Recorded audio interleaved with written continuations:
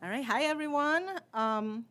Welcome to the September 5th, 2023 Planning Board hearing. Please note that the first item on our agenda is to review the environmental assessment form and supporting documentation for the proposed project at 58 South Main Street. During the planning board review and discussion, there will not be an opportunity for public comment. The public will be able to provide oral comment when the project appears on the agenda and public hearing is scheduled. Between now and then, you're encouraged to provide written comment to the village planner, Jill Wiedrich. Her contact info can be found at the bottom of the agenda as well as on the village website. Comments received are provided to the applicant and the land use boards that will be reviewing the project. If you're planning to speak today and have not already done so, please sign in on the sign-in sheet located on the table over there. Please also silence all cell phones during the hearing. Before we start, I would like to explain the procedures we will be following. When a case is called, the applicant will present their case to the board. The applications and full staff reports were also posted on the village website at least a week ago and were available for the public to review. The applicant and all speakers in support or opposition to the application are reminded that the board's decision will be based on the standards set forth in the village code, and all comments should be directed to those standards. After the applicant's presentation is completed, the board may ask questions of the applicant and may ask questions of the applicant or other speakers at any time during the hearing. Comments first in support and then in opposition to the application will be heard. After all the testimony has been heard, the applicant will have an opportunity to provide rebuttal testimony. At the conclusion of the applicant's rebuttal, the case will be closed. After closing the hearing for each individual case, the board will deliberate and vote. During this time, no additional testimony may be given by anyone. Please note that if your case is approved today, a written decision will be mailed to you. Before we open the first case, please note that we are all volunteers. I would like each of the board members to confirm their presence for purpose of roll call and establishing a quorum for this hearing and to introduce themselves. Do we want to start? Do you guys want to introduce yourselves or can I introduce you? John Mancuso, I'm the village attorney. Jill Wiedrich, the village planner. Joseph Burkar, Planning Board.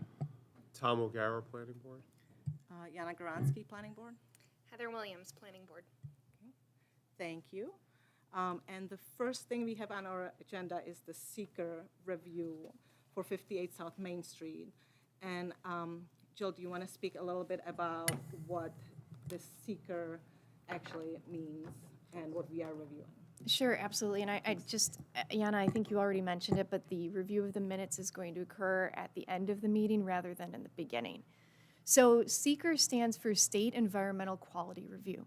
And it's a process that's undergone by boards, not just a planning board, but also the Zoning Board of Appeals in some cases, the village board, a legislative body, someone that's making a decision where it's not a ministerial act, and that's when something is a yes or no. So a building permit, for instance, is a ministerial act, so that's something either you're meeting the requirements or you're not. So SEEKR, State Environmental Quality Review, is going to be conducted by this board for 58 South Main. The Planning Board is functioning as lead agency, and Historic Preservation Commission and the Village Board have consented, as well as OSED have consented to them functioning as lead agency for this process. So what they're going to do, they've already, just as on the staff report, and there are a couple copies at the table, they've reviewed the staff report, so that's all the supporting documentation for the application, as well as part one of the seeker form. So part one gives basically a summary of what, the who, what, where, when, why of a particular project. And so their role then is to review part two. So there are 11 questions that they go through part two, and each question has a question from part one that pertains to it. So you may hear the board talk about different items as part of, that they're seeing on part one, that they're referencing in part two. Once they complete part two, they will then review part three, and that's the issuance of a declaration for seeker. So there's a negative declaration or a positive declaration. A negative declaration means that there won't be a significant impact on the environment. That does not mean that the project's approved. It means that the seeker process has concluded. Just so I understand, we are not going to do part 3 today. We are That not will going to happen. do part 3 today. So again, today what's going to happen is the planning board is going to go through all the questions and evaluate them, whether there's no or small impact or medium or large impact.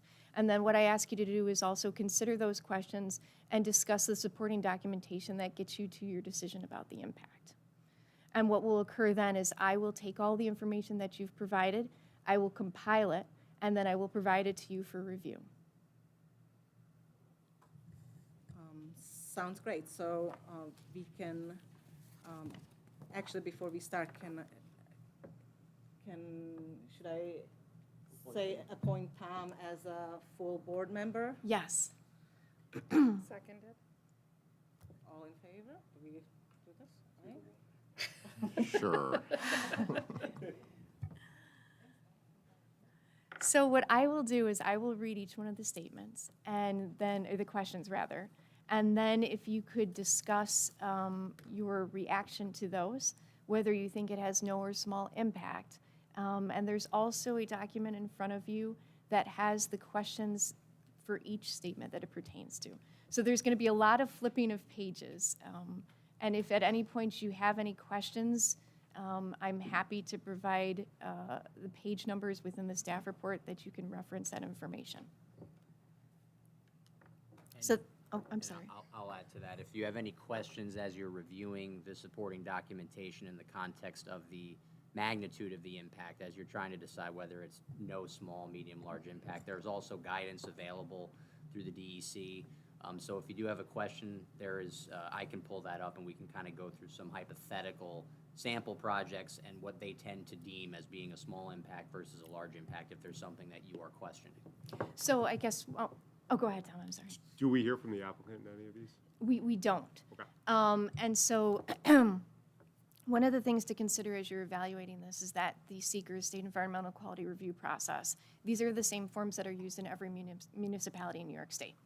So for let's say, a new store in a city has a different reaction than a new store in a rural, undeveloped area would. So I guess keep that into consideration as you're going through this. So the first question is, will the proposed action create a material conflict with an adopted land use plan or zoning regulations? I can't imagine one. Do we want to go kind of down the line, or can we just start a discussion? You can just start discussion. So the only, if I may start, the only thing that I see is that it does not fully meet the design overlay district standards, and that is in the fact that it is the coffee shop is not a two-story building and does not have vertical proportions to it, and that is specifically written within our zoning code as, and since we are in the design overlay district, that's two things that I see that it does not mean. And also in the comprehensive plan, this area is designated as a business core, kind of a heart of the downtown area. And can we reference the comprehensive plan? Yep, Because we it has absolutely- been an yep. approved kind of document. Yep, absolutely. And that also calls for a multi-story mixed-use area. I think that the applicant visually made it look like it is a two-story building, which I appreciate. Oh, sorry. Okay. Should I speak? Is this better? Oh, I'm so sorry. So one of the things I just want to address, that it doesn't fully meet the standards, which is correct. one of the items within Design Overlay District is it does provide the ability for the planning board to waive those standards if it's demonstrated that it's acceptable for whatever reasons. So, This might also be a good point to clarify. They're not seeking site plan approval. This isn't their final plan. This isn't their final proposal.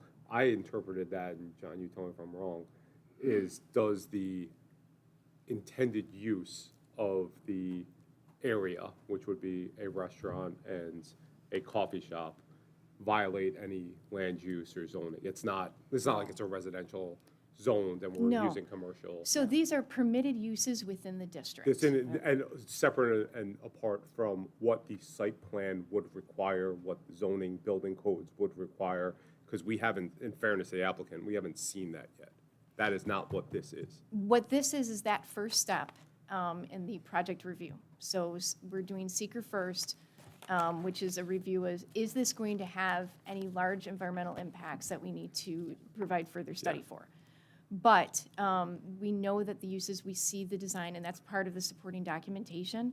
So does that answer your question? Yeah, If John could provide an example, is this one where John could just give an example of what would be an action that has a material conflict with the zoning regulation? Sure, sure. So you can take into account the uses as you've described. You also can take into account bulk density requirements and consistency or lack thereof with the comprehensive plan of the village. All as being whether they are consistent or not with the land use plans of the village. So for example, if you had a project come in that would have required multiple setback variances, a height variance, maybe it needed other things in order to facilitate the development, and you were aware as we sit here today that their hypothetical box development is going to need one or more variances, you could find that there is some inconsistency. If the uses contemplated were in conflict with what the comprehensive plan would suggest for the corridor, for example, that would also be a basis to potentially find an inconsistency. The examples, I can provide an example from the workbook, actually. A small impact would be if there was some minor area variance, for example. That could be deemed a small impact. A large impact would be if you need a use variance, if you need significant numbers of variances for height, lot size, setbacks, things of that sort. And just to that point, so Jill, does this property require any variances? It does not require any variances before the Zoning Board of Appeals, but it does require some waivers. Can you just specify what requirements would have to be waived? So for subdivision, they're related to some waivers for the setback, and also for site plan setback. And there's also going to be a waiver required for the parking requirement.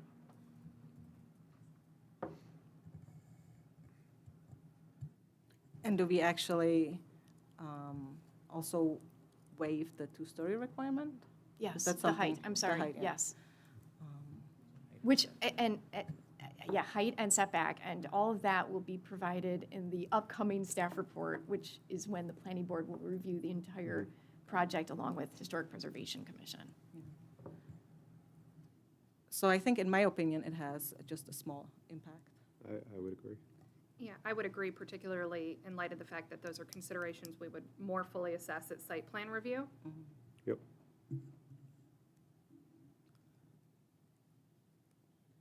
Okay, anything else? All right, will the proposed action result in a change in the use or intensity of use of land? Anyone?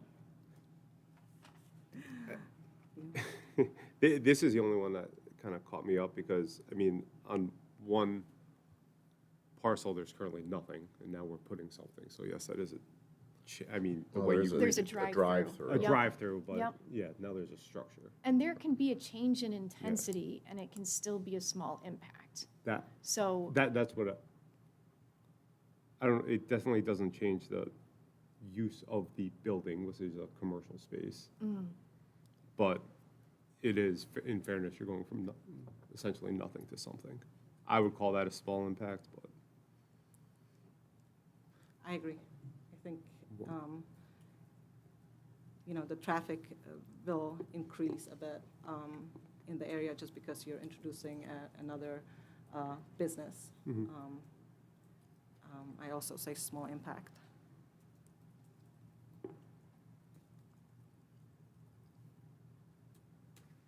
Anything else on that one? Okay. Will the proposed action impair the character or quality of the existing community?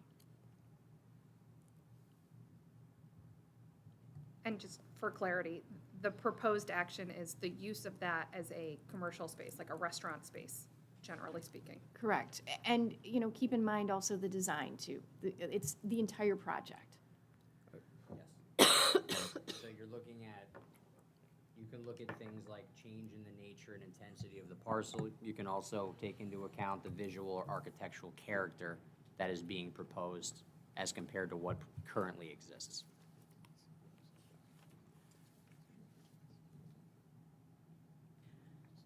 I don't think it impairs the character, but it definitely, same thing as to question 2, it will affect the intensity of use of land, right? Just because it will increase traffic a little bit, we're introducing another business, so I would say small impact to that one as well.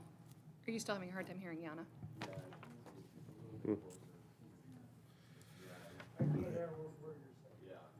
Are you able to hear I'm other so- folks? Is it just Yana or is it Is everybody? it, should I, everybody? All right, let's put the microphones right here. I'm so sorry. How about now? Should we just huddle around? So what I was saying on question 3 is that I don't think it impairs the character of the existing community, but to kind of circle back to question number 2, it will have a small impact in the intensity of use of land, in that it will increase the traffic a bit since we're introducing another business. So, forgive me, the public's not able to comment, but I can tell you that we're looking at the entire project. So it includes the bank building with the addition and the proposed new building. So seeker looks at that entire project, the construction or what have you on both parcels. And John, just to clarify, the definition of significance for the DEC has to do with a large number of people for more than a few days. It's not increased traffic over a small period of time, right? Yeah, so you're talking about the destination definition, if it's gonna bring in like a sporting event or something of that effect. If you're building something that would tend to attract a large group of people, that could cause a short-term significant impact depending on whether we have the infrastructure to handle that. Yeah. Which is relevant when we're talking about the character of the community, because what could work for the city of Rochester with Red Wing Stadium obviously may not work for the village of Fairport. The examples given in the workbook for small impacts would be visual character that's changed in a minor way but consistent with design of the surrounding area, and demand on public resources or services can be handled by the existing resources. Compared to a moderate to large impact would be significant changes in the visual character, a larger scale than we currently have. So that's sort of the juxtaposition that the workbook would provide. I mean, based on that, there's no impact to village staffing, DPW requirements. That's, if there were any impact, I would characterize it as small as opposed to moderate or large as defined. Agreed. Agreed as well. Agreed as well. Okay, so I'm going to move on to question 3. 4. 4?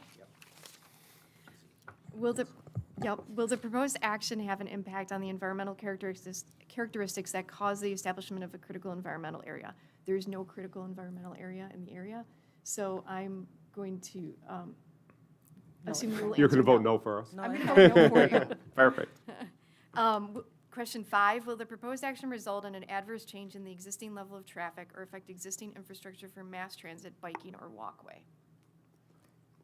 I just have a few questions and a Sure. clarification for John.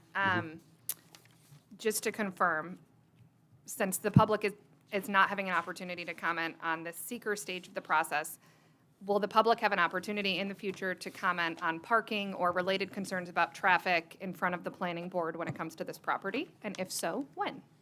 Yes. So Later.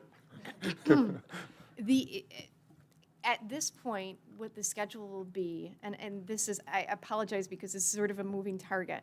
As we complete different steps of the process, we can schedule different things. So the assumption is that a declaration would be made for seeker, and then following that, we could open up the rest of the cases. So the first one being subdivision, which there would be the opportunity for the public to comment.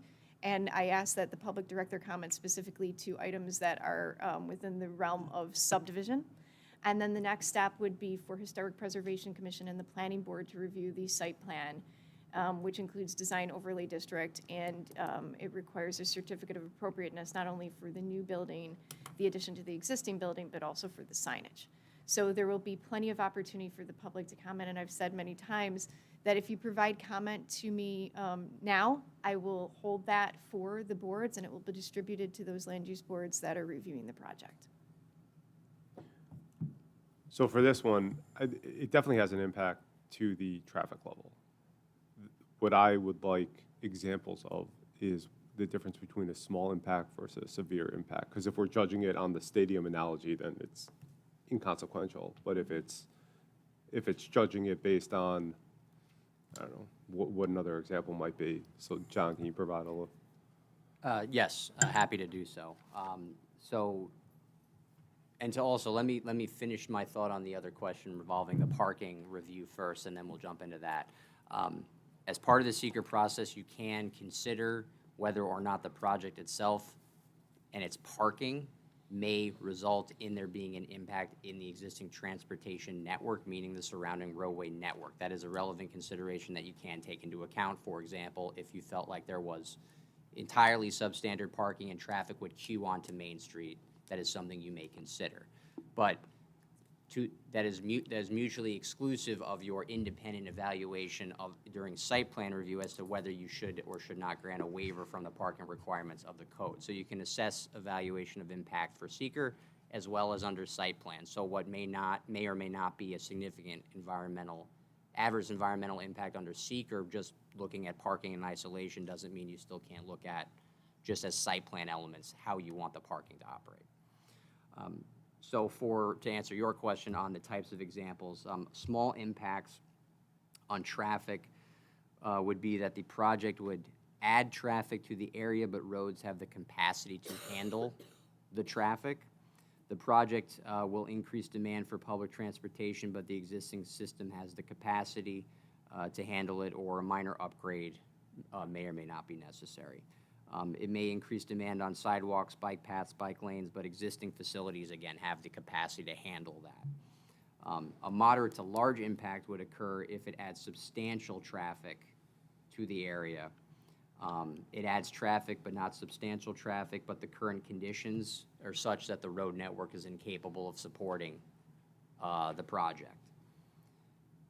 So really what the seeker workbook is saying is, does our network have enough capacity to handle the type of traffic we envision based on the information provided from the applicant, or do we envision there being upgrades to our infrastructure, whether it's traffic signals, widening of lanes, things of that sort, to handle a project of this type? Sure. So there was a trip gen that was included with the application that did at the end conclude that there was no adverse effect and no additional studies be required. So it seems as though I also can't imagine that we're gonna widen lanes or add stop signs, lights, we remove anything. a drive-through. So in theory, you're actually improving traffic. So, yeah, there's There two you curb go. cuts Look at that you. are being removed, I don't know. which ultimately direct traffic to the light. Yeah, I was just going to say, and the proposed use of the building that would have the coffee shop does not include a drive-through, Correct. right? I mean, using the standard that John referenced, which was the road network being incapable of supporting the use, I don't see our road network as being incapable of supporting 2 additional commercial buildings in that location. Agreed. Agree as well. So I think we're Small saying that impact? there would be a small impact. No, we're small. Small impact. Yeah, I just also want to chime in that I think you would see pedestrian traffic there, and I think our sidewalk system is perfectly capable of handling any additional pedestrian traffic. Agreed. Double wide at that location. Okay. Anything else on that one? Okay, will the proposed action cause an increase in the use of energy and it fails to incorporate reasonably available energy conservation or renewable energy opportunities? Well, we're under the assumption that any new construction would be required to meet energy code. Correct. And the part one of seeker says that the proposed action meets or exceeds the energy code requirements at number 9. And until my electric rate goes up by 50%, we are on hydropower, right? So, can't get much greener. Okay. Okay, number, Can I, Oh, can I sure. just ask a question? yeah, I guess my question is regarding the amount of non-recyclable trash that maybe is produced by, a specific restaurant. Is that something that is considered in these questions particularly? You know, the amount of styrofoam cups, lids, and, Jana, if I could ask you, the question talks about energy. and not, If you could draw that, if you have the connection, I'd be curious to make it, but. yeah, maybe I'm asking the It wrong would be- question. It is a but- relevant consideration under seeker, generally speaking, not this particular question. So that would Okay. come into effect. number actually, 11. Number 11, I believe it is. Okay, right. I was just wondering. Jill, will you remind us when we get to number 11 to raise Jana's point? I will, absolutely. Thank you. Yep. Thank you. And one thing I failed to alert the audience to is that the planning board was provided with comments from an involved agency, from a village board member.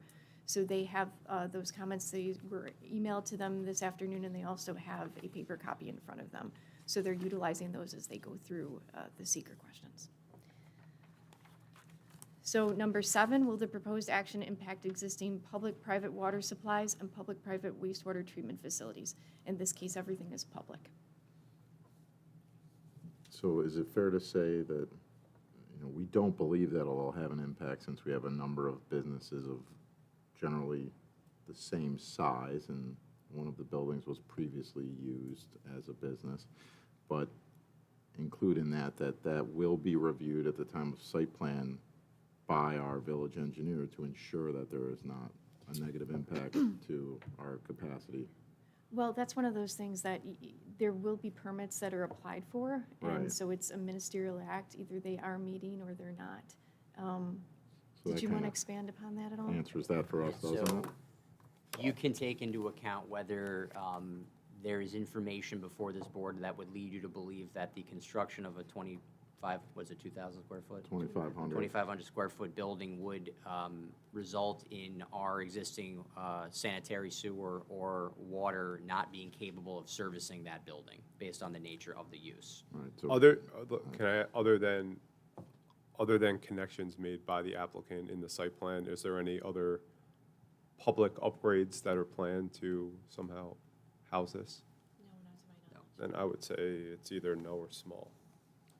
How about like the grease traps that the two restaurants are going to have? Is that something That's that is not- I don't think considered? that's- I don't think that'd be water supply or It's number wastewater 11. treatment. Yeah, that'd because be a that's- number 11. Yeah. Yeah, I would expect that they would have to install whatever the sufficient equipment would be for the Department of Health, because that would be governed by them. To ensure there isn't any discharge. that was shown on there. I in didn't both see anything in buildings. the materials before us that would suggest that this would be a large impact on any of those public supplies or facilities. Agreed. Agreed. Wait, did you say no impact or small impact? No or small. No or small, I mean, maybe small in the sense that you're adding an additional structure there that Another would tap into it with another connection, so a small impact. I agree.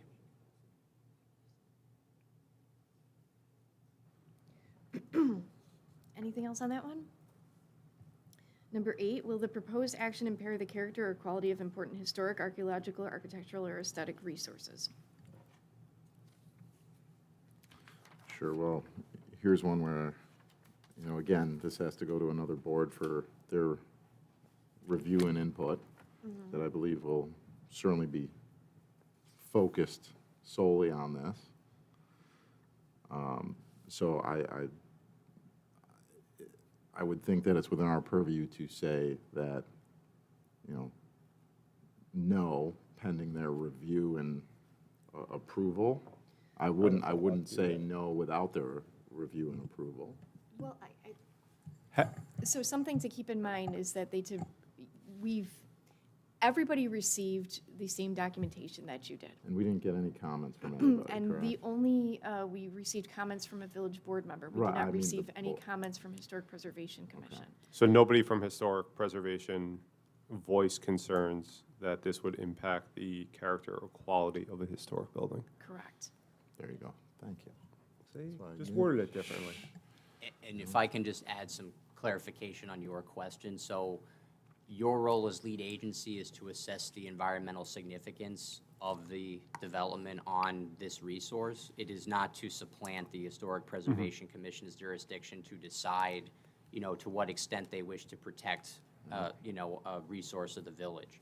But you still do need to assess, more generally speaking, whether you perceive that the project would have an impact on the resource. You don't need to tweak the shutters or the colors or things of that nature at this stage. You're simply looking from a higher level to decide, you know, to what extent do you think putting a new structure on Main Street and repurposing that building, you know, with an internal build-out with a small addition on the back, but otherwise preserving the outside, will or will not be of a significant adverse impact on the environment. Sure. Also understanding that we still have jurisdiction for the Historic Preservation Commission to evaluate that resource John, independently. and I'm wondering if this is one where, again, you could provide some examples. I'm curious to just understand how the agency is defining impairing the character or quality, kind of particularly in light of the addition of a new structure next to a historically designated structure.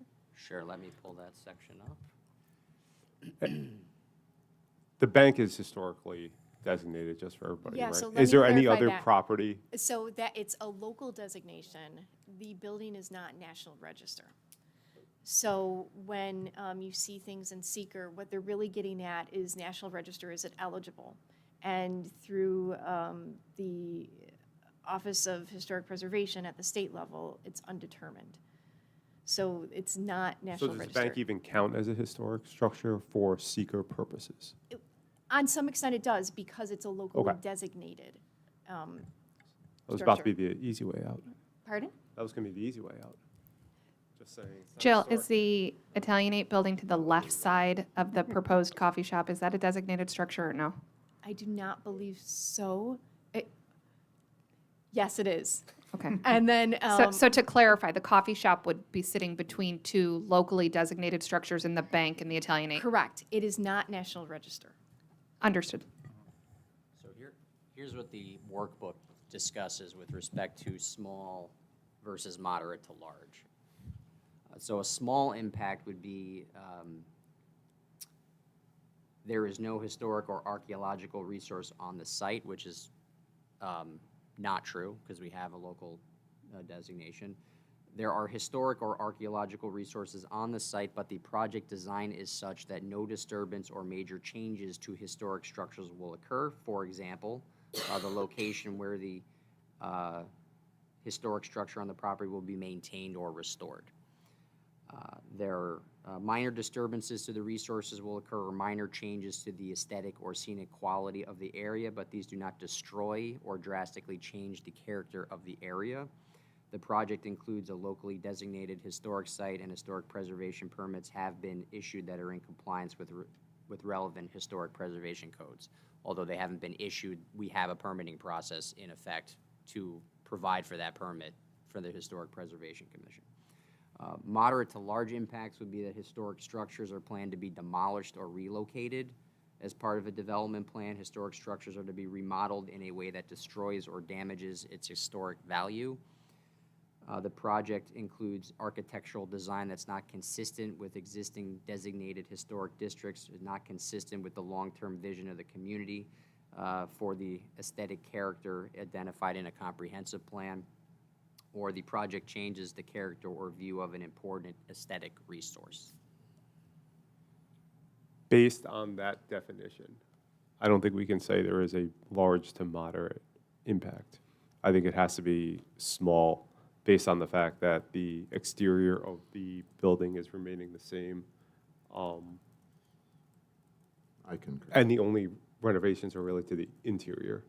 And the addition, to me, is aesthetically consistent with the rest of the village. It's got the brick It's that'll, a separate building. it's a separate building. It's not gonna impact, I mean, the drive-through is the only thing that's coming off, but I can't imagine that the drive-through is somewhat historic. It was part of the original designation.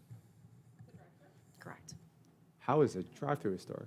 Get your So horse to it's drive. part of, yeah, it's, Part of well, a it bank? built, I believe, in the 70s, so technically, we're at that point in time where it could be. But at the point of designation, it was included. Was it? And so that will be part of the C of A process, the approval, the removal of the drive-through. The language that John said that I think is compelling to your point, Tom, was that it does not destroy the aesthetics of the area. I think it helps, actually. Yeah, agreed to have filled in that space, but, so I would agree that it's small, but I would like to clarify again that things like exterior design, setbacks, landscaping, visual aesthetics will be further evaluated and public comment will be available at the time of site plan, at the time when this board is sitting together with historic preservation, right? Correct. So all of those items will be evaluated and reviewed by both bodies. Yeah, and I guess just to put just for extra clarity, a negative finding on any particular seeker question is not determinative of a later finding on site plan, whether it comes to parking or design or aesthetics. True? Correct. So I think we are all in agreement that it has small impact, I would say small impact. Yep. Yep. Okay, number 9, will the proposed action result in an adverse change to natural resources? So wetlands, water bodies, groundwater, air quality, flora, and fauna. Nope. No. Yeah, so the EAF said yes on some of these, but there was a note that it was because it was Yep. a distance from the canal. What's up with Yeah, that? so one Now, of the but- things, I would say since probably about 2018, the state came out with an EAF mapper, which helps applicants fill out the Part 1. And it's essentially sort of pre-fills those portions of seeker out. And it looks a certain distance, and in this case, it noted that the Erie Canal was within a quarter-mile radius. This isn't near the Erie Canal, it's not a parcel that's adjacent to. So, yes, seeker picks it up and identifies it as, but that's why you see the note within the Part 1 that it's a quarter-mile away from the Erie Canal. I'm comfortable saying no. I agree. Do we want to expand on that? I would add that in the current renderings that are available for site plan, it actually adds flora and fauna to an area that's currently a concrete jungle. I agree.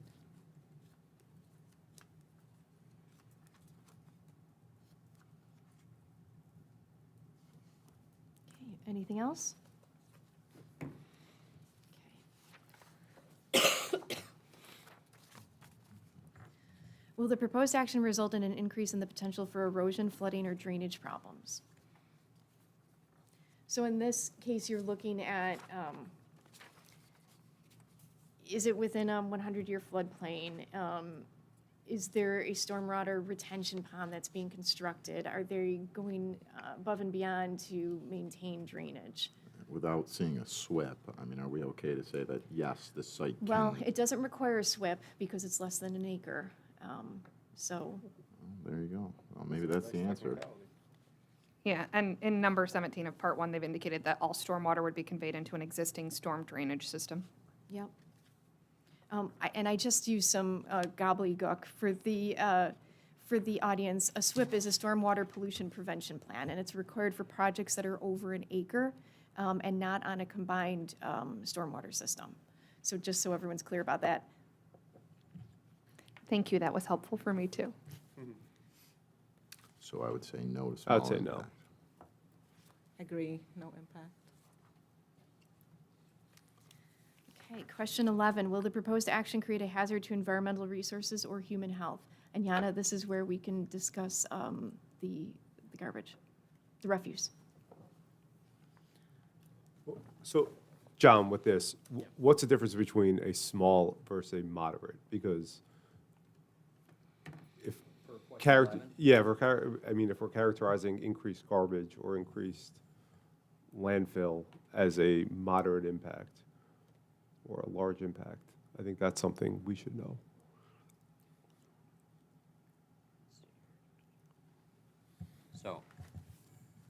Small impacts could result in one or more of the following. You'd have the storage of pesticides, herbicides, or other chemicals that would be done in an enclosed structure that meet appropriate storage requirements, for example.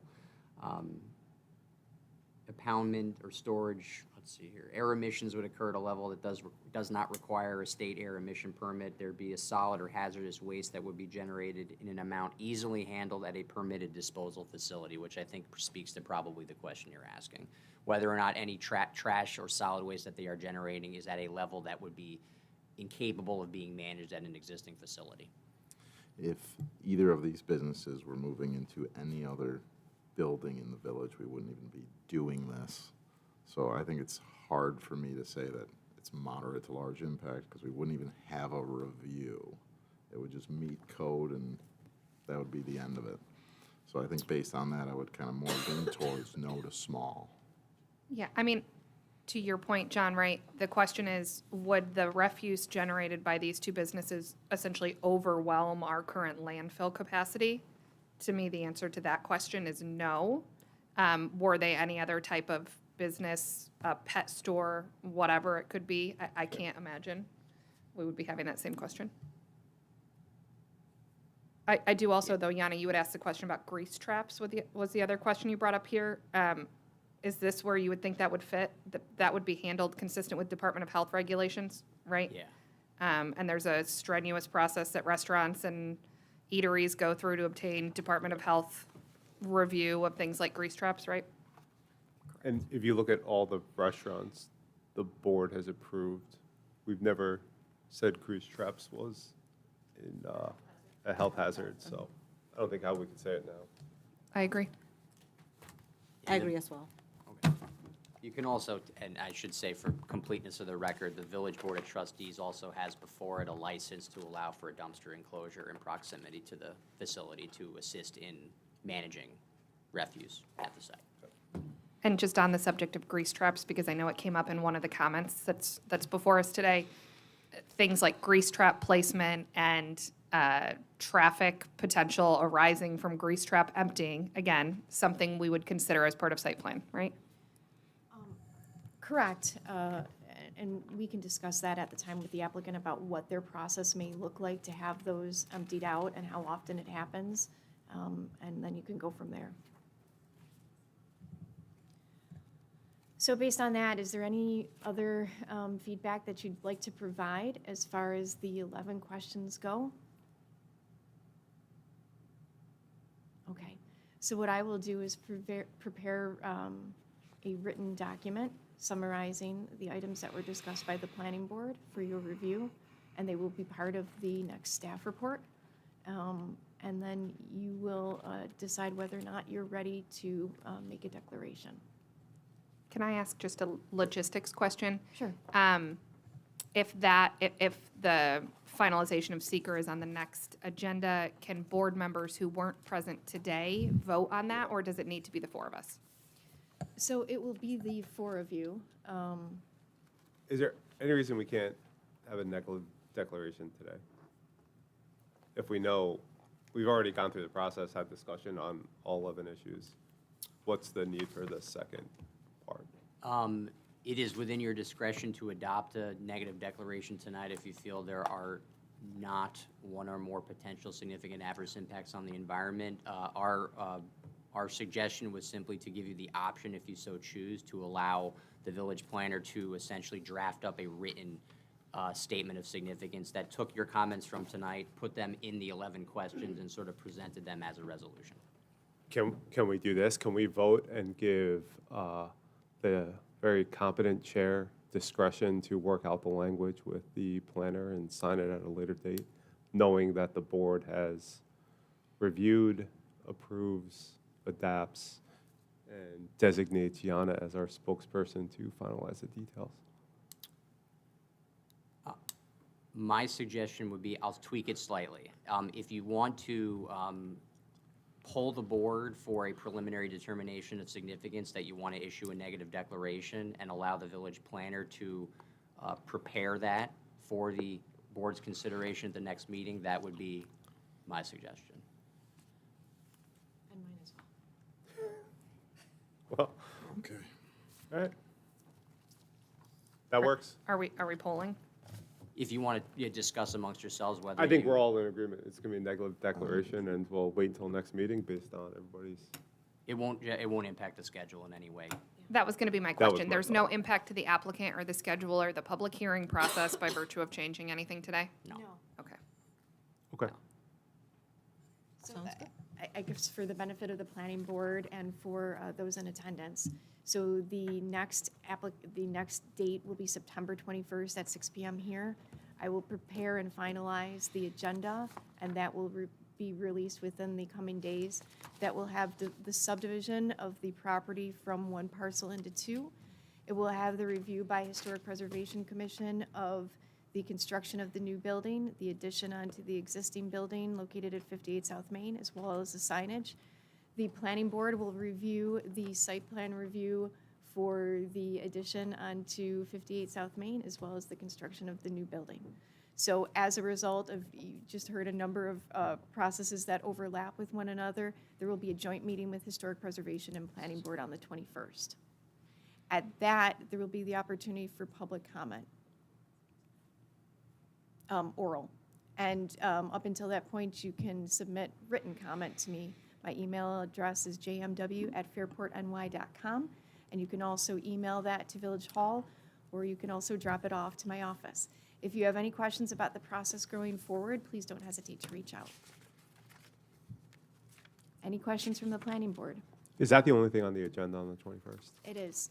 Because it's a joint meeting, it will only be those items. Perfect. Great, let's move on to the public hearings. And we have case one, which is 25 Liftbridge Lane East. And the request is to change the use of, from apartments on the first floor and second floor to commercial space on the first floor and apartments on the second floor, including facade improvements. If the applicant would like to come up front and present, I'm very excited about this project. It's a great improvement. If you can go ahead and talk about it a little more. Sure. Thank you. Can we maybe pull up, some of the renderings on the I'm sorry. board, please? Also, it's allergies. I know you're hearing me cough and you're going, what is going on over there? I feel like I should have gotten a note from my doctor. Okay, bear with me here. Sure.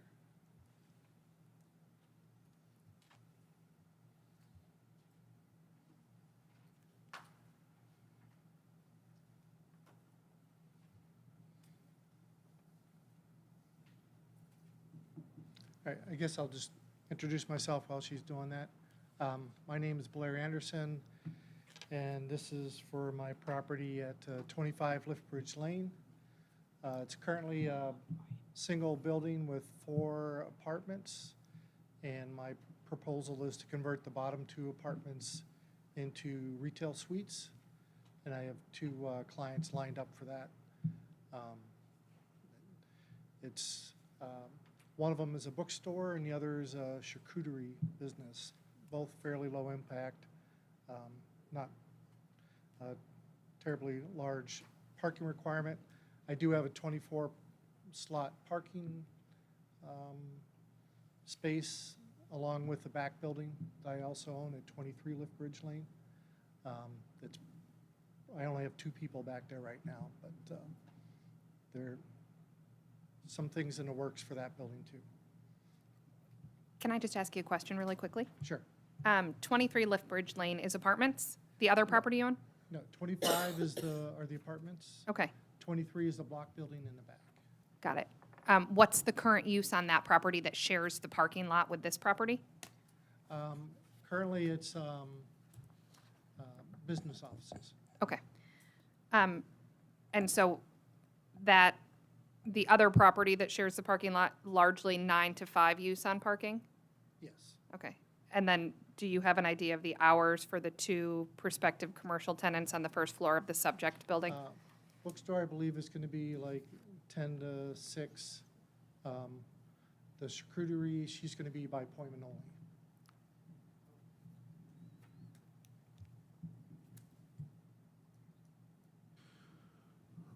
Okay.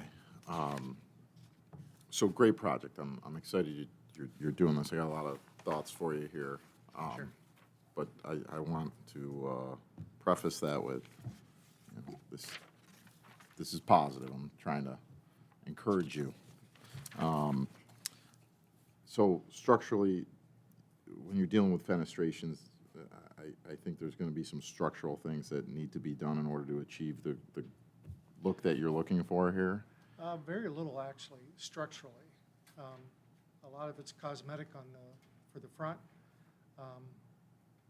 We're removing walls internally, but there are already support structures for supporting the upper floors. And any additional headers and supports will be added Sure, when sure. we do the construction plan. Yeah, so I think just something that, you know, we'd like to see is a stamp drawing on that, just knowing that, hey, this is, you know, not going to fall down. Yeah. A stamp drawing for the interior changes? Yeah, I think anything structurally modified should have a engineered or architect that stamps it. Does he have to provide that with a building permit? He does have to provide that with the building permit. The code says that the planning board may Okay. require them for the Terrible. the application. Terrible questioning. So if you go to your south elevation number 3, you're doing black windows, but then you've got one window on the side that remains white. I think it would be great if you would consider making all the windows black, because as I walk down the sidewalk there, you can clearly see that facade down the sidewalk. So I think it would look a little unique with 2 different color windows. Right. So this drawing is preliminary. There actually been some changes subsequently, like there's not Okay. brick up on the top. It's vinyl siding, and the windows will all be the same. Okay, so those are the kind of changes that I think I'd want to see before I give you an approval. Right? Do you happen to have a copy of that new drawing tonight? No, I didn't get Are- that. Are you talking about the brick that shows, so right behind you, the brick on the second story that's facing the street? So That's no current- longer going to be brick? Well, yeah, so that was an initial drawing that was Okay. done. I did not get an update from the architect prior to this meeting. There's currently vinyl siding up there now. And the plan was to just not change that drastically, other than, in fact, to square off the top and get rid of the gable. And open up the front with the windows and do a metal roof overhang over the front windows. I was just going to comment how much I love the brick. It I- really, I mean, it Yeah. definitely gives the building a great look. So I I guess, think that So- creates a logistical problem for us Yeah. tonight, I'm right? willing to get an estimate for that and see what that's going to cost different. Well, just logistically, what the Yeah. packet we have in front of us, if that's not what you're going to build, we can't approve it. Right. which is okay. When- Which, is- yeah, it's Yeah, fine. which We is can give you okay. our comments and you can come back with what Which you're going to was- approve. Yeah, next I was time. going to suggest that the planning board continue with their comments. What we can do is hold the case pending the submission of the new facade Sure. drawings, and then we can continue with the conversation. But I think the planning board probably has a lot of valuable comments that can go into the redesign. And Jill, would an option for the applicant be for the next time he's here, if he has final drawings for preliminary and final site plan in a single meeting? Absolutely, yep. Sure, so good segue into my next one, which was, I'd like more clarity on the material specifications. So whether that's listed or something like that, I'd like to know, you know, what the product is and what the finish and color is that you would be seeking approval on. You know, the required parking, Jill, can you help me understand, where does the required parking count come from? That's in your chart here. Yep, so that actually, the required parking comes from the code. There are code requirements that are laid out for each particular use. What I do is, if it's not called out specifically, I get it to the closest possible use. In this case, that's not the situation. So if we have retail and service, and so I mark out the proposed use as to what the parking requirement actually specifies for that. Let me add to that a little bit. I think For the back building, I think it was done on square footage. That's how it's always done. Yep. Unless you're a restaurant, then we'll do it on occupancy, or like assembly space is done based on occupancy. So I inquire with the applicant, and this is all on page 9 in the staff report. So I inquire with the applicant and I review the drawings to see what the square footage is of those uses, and then I reference the code to see what that parking requirement is. Okay, so to get into parking, obviously parking is a focus for a lot of people, and we can see that evident through some of the correspondences we received this afternoon from one of our trustees. I think we do a good job reviewing parking, and I think we do a good job of going above and beyond what the code asks us to do, because what the code says is we're just allowed to give waivers. We don't have to ask any of these questions. So I think we take a lot of things into consideration. What I'd like you to do to help me make sure I take as much into consideration as possible is actually functionally look at how much parking is being used by that office in the back. And then I think for the board, you know, we've got a one-bedroom apartment that's being assigned 2 spots. In a lot of municipalities, that wouldn't be the case. That'd be 1 spot. So I would like to more functionally see what it is so we can have true counts. I think, you know, you've got a bookstore that's got 3 spaces. If it's got 2 employees, you're only going to ever have 1 customer that drives there at a time. Probably not, you know, but if the charcuterie place is truly by appointment, maybe 3 spaces is plenty. I don't know. I'd like more of a functional review of that. I have no problem with granting you a waiver, okay? I think what I really want is like the hard data to just ensure that what we're granting you is really functional for what you're doing there, okay? And I don't think that's too challenging on you. I just think we just need the information. Your application says the parking lot has 22 spaces. Is that on your side of the street with the parking on the side and in the back, or is No, that that's- taking it That's all on my property. all on your property? Yes. Okay, It's, you can see it all on the site plan. that's what I wanted to clarify. Yeah, and so to just put a point on what Tom was saying, that 22 spaces does not include easily walkable spaces in neighboring public parking locations, correct? No. Okay. Let me explain a little bit. Within the memo to the planning board is what the parking requirement is. I then, on the next page, go and the code says that the planning board is able to waive parking if it's within 500 feet of a municipal parking lot. So then anytime you have site plan review before you, I take a look and create a map that shows what spaces are within 500 feet of, and I lay that out in a chart. Good job, Jill. Thank you. So I'd like that data, and maybe, you know, for code, maybe you do need a waiver. Maybe functionally, you could have enough parking. I don't know, but I'd like to see that. So I can't reconcile the 2 suites with your floor plan, and I know you said that things changed, but just a note to take away on detail 1 on your drawing A1.0. You've got this rear space. You've got a front space labeled store area. Got it. You got a rear space that's got no fenestrations at all. It's just a box. So what I want to ensure for circulation purposes that it's got a door, you can get into it, you have access to the door, you have access from the door to the parking lot, the door to the sidewalk, all those kind of things. So I'd like to ensure that that gets somehow memorialized on your actual site plan that you've provided from BME. I'd like to just see how that all flows, okay? Okay. Some things that I would like to see included on the site plan would be like a bike rack. You know, we're going to give you a parking waiver, so to get a parking waiver, help us out and give people another means to get there. I'm not sure, it's not clear to me what you're doing with the dumpster. I saw it back there, I went back there, I saw it there. I just don't know where you're going to put it now with this new plan. It'd be nice to know where you're putting it. If you keep it in the back, I don't even necessarily think, you know, you need to do an enclosure or something. It's in the back, people won't see it. I'm okay with that. I just want to know where it goes, and I want to know that it's not taking up a parking spot. Same with like any garbage cans or recycling or any of that. Like, where's that stuff going? I know that alley, I don't think it's your alley, but there's a bunch of garbage No, cans it's in there. TK's. Okay, so I just want to make sure we're I may swap a accommodating. parking spot for garbage location. Yeah, yeah. I'll work that out with him. And that's what I'm trying to avoid with you here. I don't see any exterior lighting at all shown on this. And, Oh, that's not on this one, is it? yeah, so I think I think you have a great opportunity to incorporate some, but I don't see any, so I'd like you to consider that. And I don't know if you know the answer to this, but is there any reason why you're required to have two means of ingress, egress from the parking lot? I know you have it on I just, don't think it's, I don't know that it's required. okay. Because I was just thinking, is there a way to maybe cram another spot or two in there? I don't know. My wheels were turning that if you didn't have to use that as a drive lane, could you find a way to create another spot or two?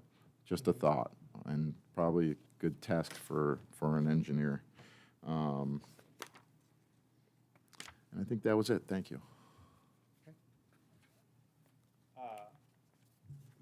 Question, I know we're not going to make you do this, but I was just kind of inquiring about added landscaping. And I noticed on the application, or maybe this is Jill's notes, it says 32% of the lot is green or open space.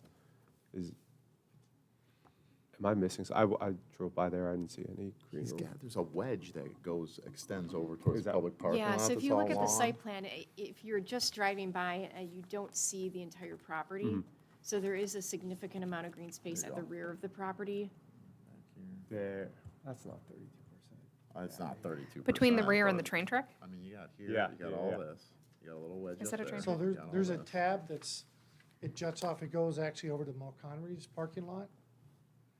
There's Yep. that section, and there's a square behind the house. It's got to be Is close it because you got all 30%? this. I just Hard think to if, say. the improvement that you have on the front of the building, the way that looks is it's so nice, it's such an improvement. It might be a good opportunity to add some type of landscaping or vegetation in front.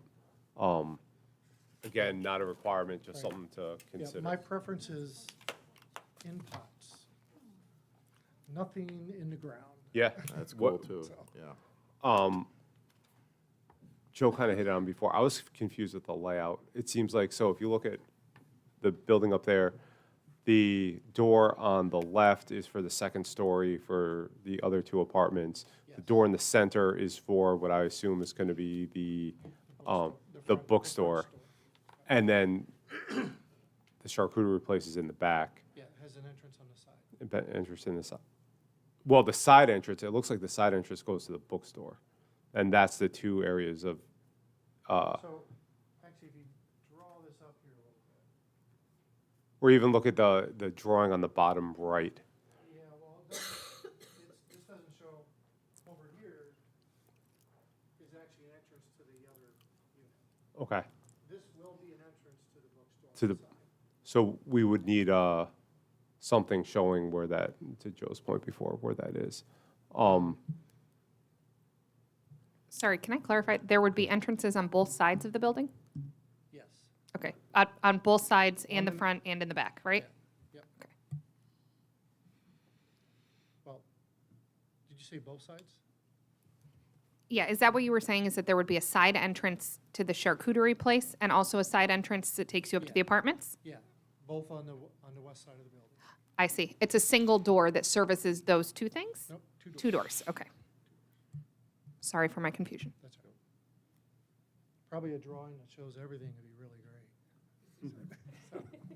And this, again, just could be a drawing, but it looks like, if you look at the actual elevations, the difference between, let's call it the primary, and then the part on the right, it's not that dramatically different in height, but that drawing, it makes it seem like it's a pretty big drop-off.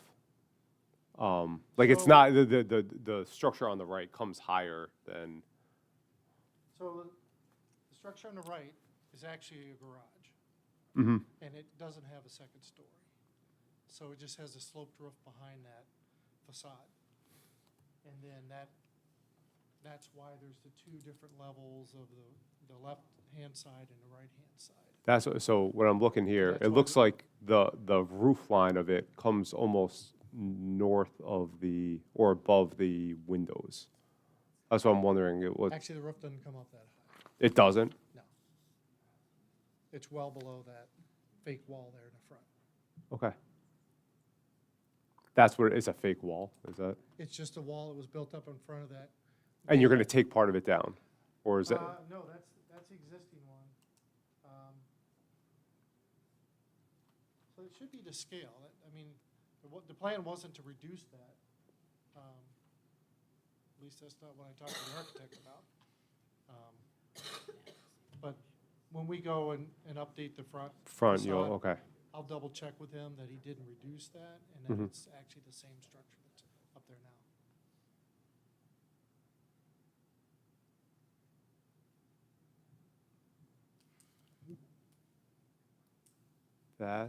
That's all I had. I second all the comments from Joe and Tom. I just wanted to add a couple things. I really love what you have done with the front facade. I think it is a huge improvement. I'm very excited to see it. I love the brick. I was hoping, if it could even turn the corner a little bit to the side entrance to the bookstore, because I see that you're doing, the nicer windows in there. It would look really nice to have the material that's up on the front of the facade to turn the corner and continued on the side. Even if it's just to the entryway, it would just make it look great coming towards it on the sidewalk, and also make the side entrance a little more visible, per se. Can I just chime in there so I don't repeat you when it's my turn? I completely agree with that. And when you think about the way people are going to approach, a considerable amount of foot traffic heading towards the building would be coming from that Main Street intersection, which makes that corner, the side of it, almost part of your visual front. So I think wrapping that would be extremely visually appealing. And also that, yes, I like that corner is going to be very prominent.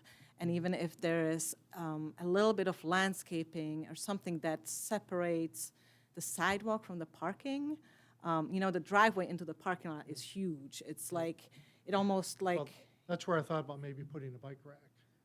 Is right there, right past the sidewalk. Take up that first slot and have that be all bike racks. And That then would be great. Separate that part. The other thought I had was to put it along the white fence, but that's kind of a thoroughfare section there, and I think it'd be better up by the sidewalk. right, and just kind of narrow down the entryway to the parking lot, because now it's just like, in a perfect world, there would probably, to complete the streetscape, there would be another building, or there probably used to be another building right next to the existing one, and kind of creating this streetscape of continuous buildings, and maybe they would have a little alley in between.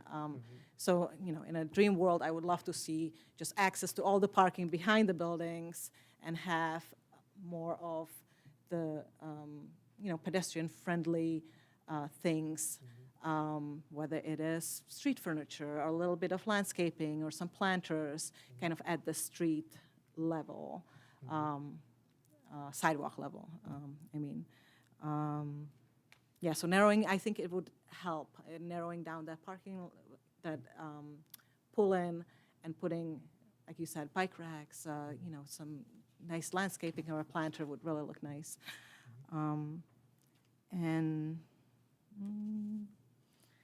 what else? Well, if we're go ahead. talking about parking, so originally, there was a restaurant that was potentially going to go in there, and that space was going to be a deck. Bookstore doesn't really need a deck. I haven't given up on the idea, but I lose 3 or 4 spots of parking. If after we look at, there's still 18, 20 slots left, and I've got all of the junction parking is available public, especially during the day when it's only half used. Giving up those spots to potentially put some sort of a seating area or deck or something that's there at that section is definitely an option. Oh my gosh, I would love to see that, little outdoor reading nooks instead of a couple parking spaces. That would be Yep. great. As soon as I talk to bookstore into selling coffee and drinks and stuff like that. And to one of the comments, so in front of that building, I actually have 2 sidewalks depth. So if you look down the sidewalk, TK's, there's basically 1 square of concrete as it goes down. I've got an entire another one because my building's set back another 2x of what TK's is set back. And so that awning will cover enough room to have like 2 by, just a table with seating up against the building, not out in the other section. So there is going to be the ability to put tables and chairs out there in the front. Can That you would be wonderful. also provide that on a survey map showing if the awning is projecting into the public right-of-way and where the seating will be? Yeah, that would be great. It would just bring people right up to the sidewalk, and people could read there, and it's. So, Great. so I'm willing to put that seating area in there and maybe do that now and get the parking issues resolved. Maybe it doesn't go in right away, but goes in maybe in another phase, or how does that? I would usually do the worst-case scenario, right? Like if you're asking, I would present what you want this to be. Right. And kind of do a worst-case scenario, so we And I don't have guess- to come back in the future for Right. another waiver.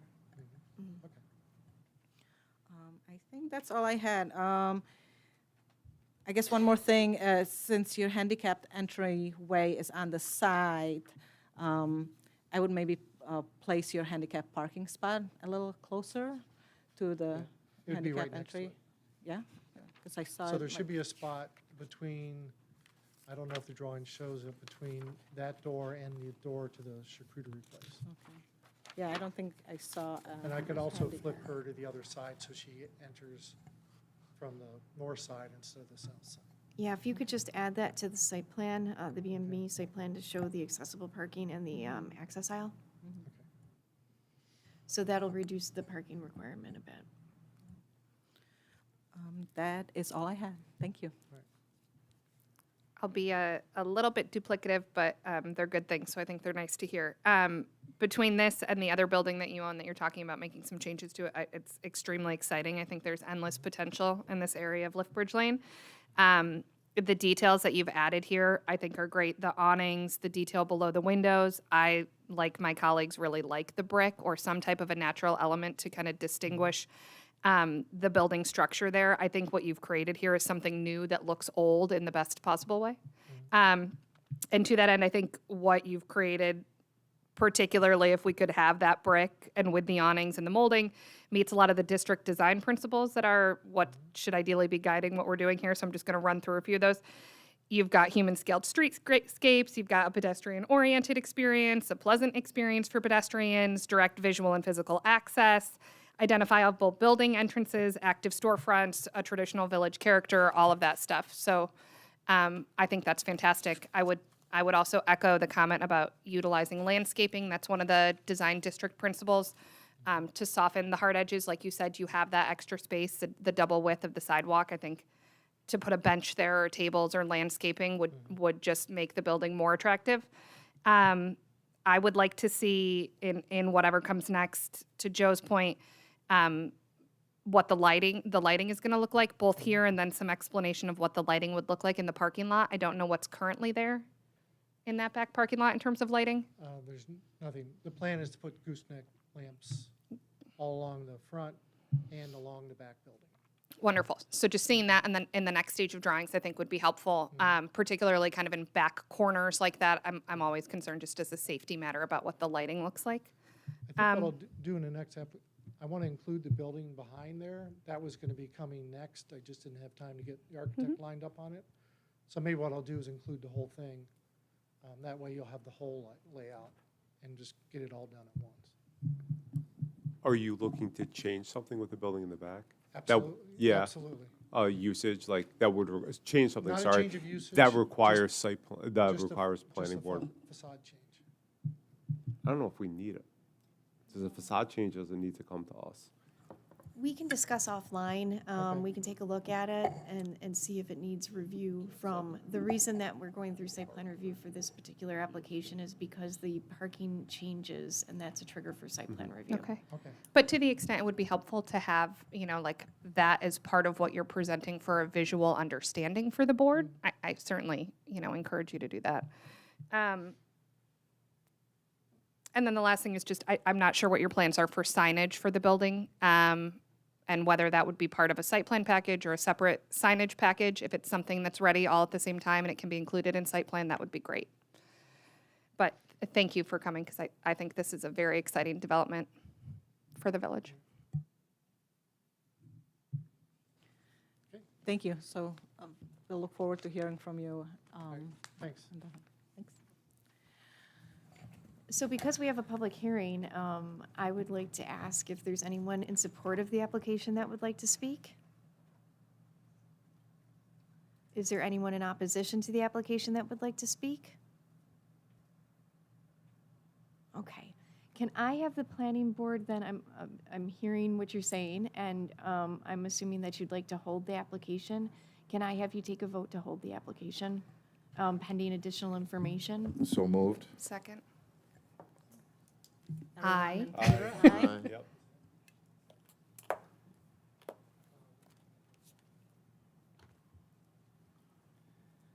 Can we go ahead and introduce the next case? Yes, sorry, Okay. I'm not writing as fast as I should That's be. not- I'm sorry. So case 2 is is 94 South Main Street, the church that is right on the corner of Church and Main. The request is to change use from a place of worship to an assembly space on the second floor and educational studio space on the first floor. Welcome. If you can talk a little more about the plans for the church. I think I speak for everyone that we are very excited about the project. So, go ahead. Excellent. I do have a couple additional comments that sorry if I just pass it out to you guys real quick.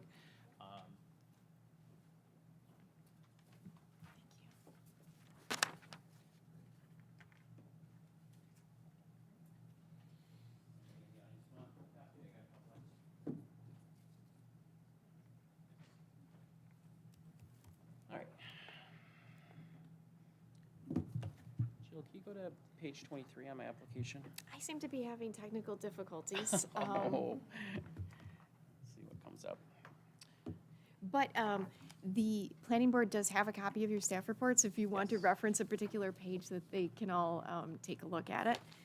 Yeah, basically on page 23 shows an overview of what we're looking at. I think everybody knows Fairport's certain landmarks, and you can visualize them. And I would have to say that 94 South Main Street is probably one of the most iconic places in Fairport. I am honored to own the building and am planning on making it into an amazing space for people to enjoy in the future. It's the red church with pink primer in certain areas that drives me nuts, with a super high steeple that hopefully will never get struck by lightning. So with the project, well,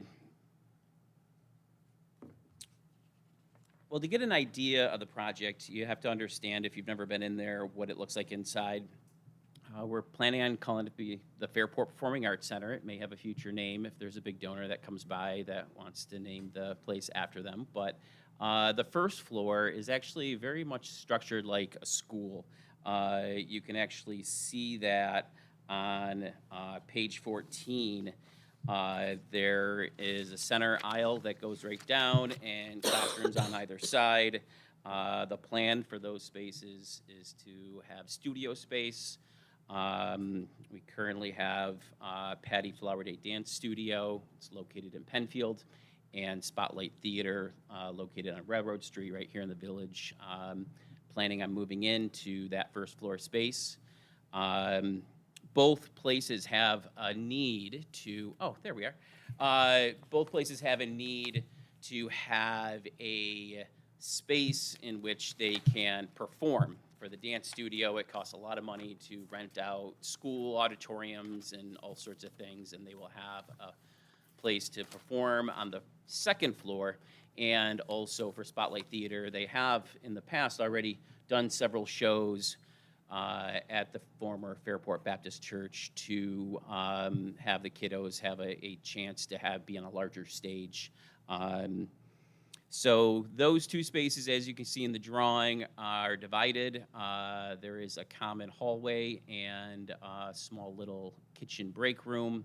The addition to that first floor, though, is going to be a concession stand and bathrooms. Bathrooms are definitely needed, and those will be public spaces shared by all three tenants. If you could then go to, page 16 is the drawing of the second floor. And in that area, we're going to keep the existing pews, so they weren't drawn in, but obviously that large area and the stage where the altar is going to be expanded out to have a much larger space for performances. The organ will be staying. A lot of people asked about that, and for now, the pews are definitely providing great seating. So those will probably plan on staying in the future. So most of the structure's there inside the space. Obviously, outside is always the concern in Fairport. I'd like to talk probably to the biggest concern is parking. So with parking, if we can go to page 10, currently I have 11 spaces.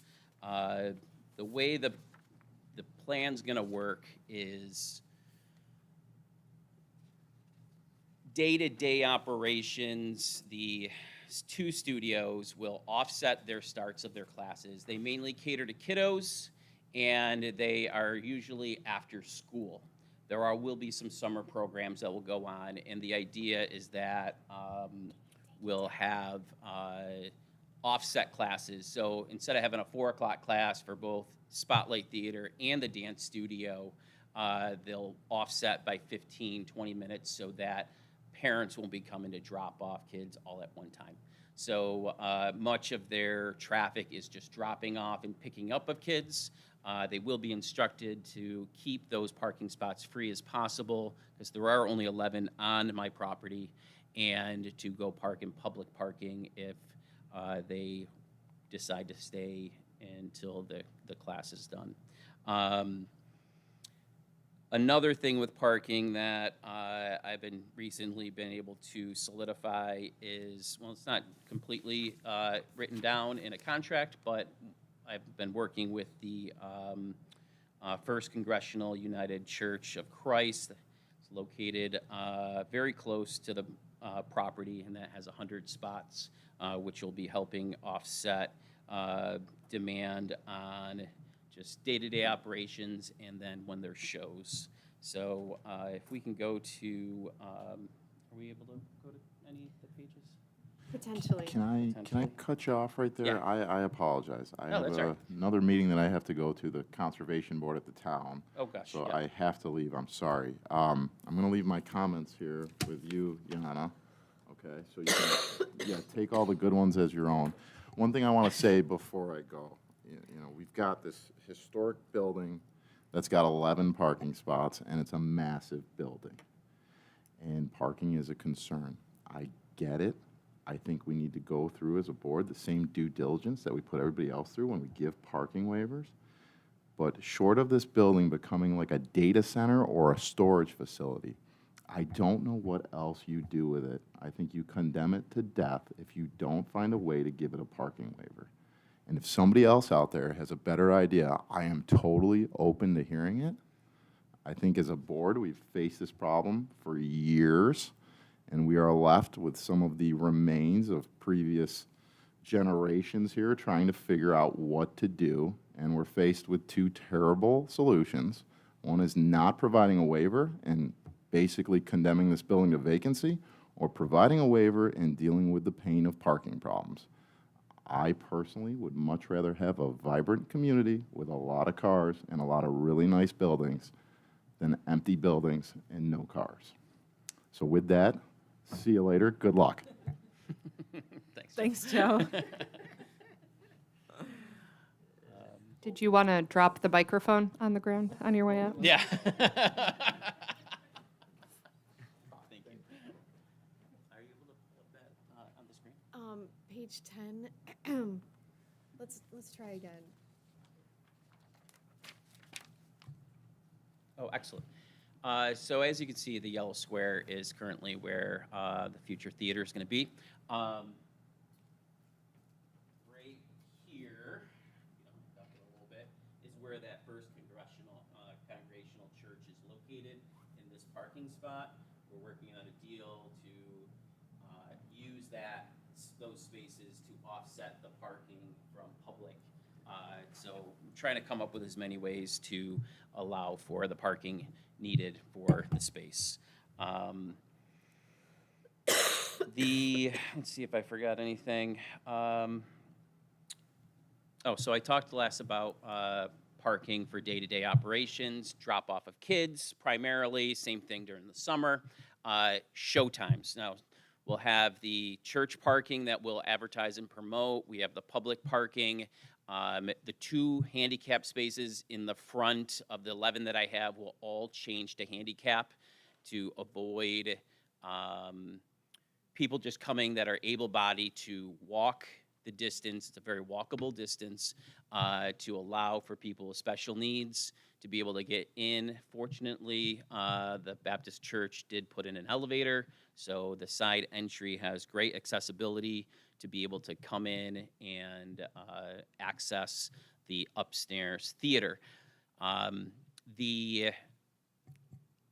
I ask, yeah. I'm so sorry. Can I Go ask a clarifying question? Were you explaining that during like a show, all 11 parking spots would convert to handicap spots? If we could actually take a look at page, if technology will allow us, 19. I'll probably keep the horizontal spots where the church comes out. And could you scroll down?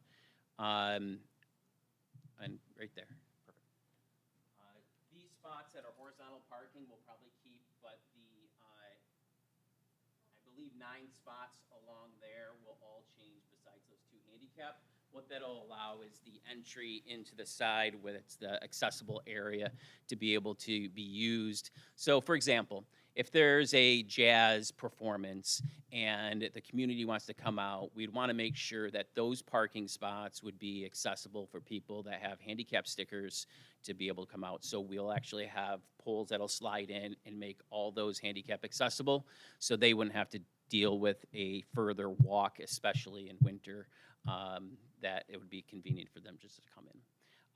But on the front entry will be where when there's a show, they'll come in and scan tickets and go upstairs and enjoy the show. So parking is definitely something that we've been thinking a lot about, staggering parking for day-to-day operations, making sure that during church services that the studios are not open so it won't affect the church for parking there. Also, Saturday mornings when the farmer's market is in, if there's parking over there, we don't want to interfere with those. So the idea is to know when different things are happening to make sure that we don't overload Fairport with a show or performance that would be a time that would just interfere with a lot of other traffic. So And sorry, to clarify, when you're talking about church services, there won't be church services in this building. You're talking about the church services in the other lot, in the other, Correct. where you have the other lot. Okay. Yes. So we'll have access to that parking. A few other little things that were mentioned were installing a bike rack. I think that's a fantastic idea. And right now, we will eventually be applying for sign permits. We haven't even gotten that far yet. And we'll be in the process of getting that figured out with landscaping and a few other things. The main thing is to be able to get to drawings to start doing construction. And we're right now in the process of forming the nonprofit, the Fairport Performing Arts Center, which will be renting the second floor of the theater, and trying to get everything all together. If I can just jump in, you heard Jim mention landscaping and signage. So the reason that it's currently not before Historic Preservation Commission is because these are just interior changes. Once we get to the point of any sort of exterior changes and also signage, then that will go before the Historic Preservation Commission for a certificate of appropriateness. So then, what are we being asked to approve tonight? So you're being asked, there's a change of use, which obviously results in a change in parking requirement. So you're being asked to evaluate the change of use with the parking. So is that the parking, is it appropriate to issue a waiver for 145 spaces? Sorry, and just to clarify the process, I'm apparently in the business of clarifying today. It will go in front of the Historic Preservation Board for a certificate of appropriateness, and then it comes back to Planning Board? Or No, so if, For the exterior? for the exterior. So landscaping changes, and also for the signage. So depending, and we haven't, like Jim mentioned, we haven't gotten to that point yet. So he's here to establish those uses. And to establish those uses, the parking requirement is, he's deficient by 145 spaces. Thanks. So, can you just describe a little more these businesses, Spotlight Theater and the Patty's? Patty. Yeah. Patty Flower What, I Games. mean, best case scenario, what kind of performances are they putting on? Are they putting on for 12 kids to do a dance recital? Or is this going to be, you know, you mentioned a jazz performance. Like who is going to be using this? Because I think there's two issues. There's one, there's the day-to-day use of this, and can those 11 spots and whatever else is around support the day-to-day use? But then there is the outliers. And if there's going to be events where there's hundreds of people coming to, that's another consideration. So I'm just trying to get a better understanding of how this might work. Great question. So a part of the lease agreements for both the dance studio and the theater studio will be usage of the performance space to put on what they've been practicing that particular quarter or semester. So for example, in the fall, they're just starting up now. The kids are going back to school. They're starting their programs, both dance and studio, and at the somewhere around December time, they'll put on a show. And so they'll do that upstairs. And parents and grandparents, and it'll be open to the community. They'll be able to. How old are these kids? Are these? Their ages from 5 to, I would say, 18 at the oldest. Can you like estimate how many like enrolled students Spotlight has or the dance studio has at a given time? Are we talking 50 kids, 100 kids? At particular classes are probably in the neighborhood of 15 to 25 kids. So there will be for each class that goes through. So, I mean, they have approximately over 100 kids that go through their program in a given quarter that they're actually they're putting on whatever performance they're planning for. So, so that'll be the two tenants in the use of the space. But the Fairport Performing Arts Center is hoping to bring great acts to the theater. There's been the Genesee Valley Orchestra and Chorus wants to perform there. We're going to reach out to all sorts of. So we're hoping that maybe for every event, maybe it's St. Patrick's Day, maybe there's an Irish line dancing group that's performing there. So it'll be able to be rented for different performances of all different types that would be applicable for the space. So music, dance, theater. So those will be advertised and promoted eventually as the formation of the Fairport Performing Arts Center comes about. There'll be a program that will have different things and ticket events and things like that. Okay. So if the only thing before us is parking, I'll have to say, I worry about this application more than any other application we've seen, because this creates, to me, a safety issue. Because this is the most trafficked area in the village. You're going to be encouraging people to either drop off and kids walk across a street where there's people turning at every turn of that intersection. The 11 spots are going to be for employees. There won't be kids walking across. They'll drop off right here. at There's the, no spot to drop off Yeah, there. where it's open, yeah. There's no spot to drop off there. There's going to be employees that take up those spots, or they're going to be parking in an adjacent properties lot, which is not theirs to park in. And just I completely agree with Joe, too. I think we have to find a way to work with you because it's either that or condemn the building, because I don't know what else it could be. I do think we need a better plan, though. The discussions with the Congregational Church is a great start, and if you have an agreement with the church, I think that will go a long way. But to me, discussions is not, I can't vote for an application based on discussions. If you have an agreement with them, that's one thing. And I do think there needs to be a better day-to-day plan, because just thinking that tiny parking lot, because, What we can do, actually, that you bring up a good point, is just make those signs being there as drop-off only. That would make a lot of sense. honestly, I'm not smart enough to know what the answer is. I just know that that's going to be a nightmare coming in and out, especially the location of it, because the entrance is so close to the light that now there's going to be people fighting to come in and out. It's just, I think we are, without a better plan, we're just setting up what's going to be a safety issue. So I want to find a way to work with you and I would probably approve it. say the only other plan there could be is to make it drop-off only spots. Much like in the front of my current building at 66 North Main Street, it's drop-off only for the Kung Fu place. And that's I think what it has to be, is drop-off only. If that's a concern, which I agree with you, that's a concern for me too. Can I just make a suggestion for the next step? Because I've heard the comments, I think it might be a good idea to provide a full description of the operations. So we heard questions about how many classes, what are the ages, et cetera, et cetera. What is the enrollment of both the theater and also of the, and I will put this all in writing. Okay. Of both the theater and also of the dance studio. And then from there, say this is what a day in the typical life of the building will look like. So if there, let's say that this theater starts at 4 o'clock, and you will ensure that those times are staggered so that drop-off works appropriately, and drop-off will work whatever way.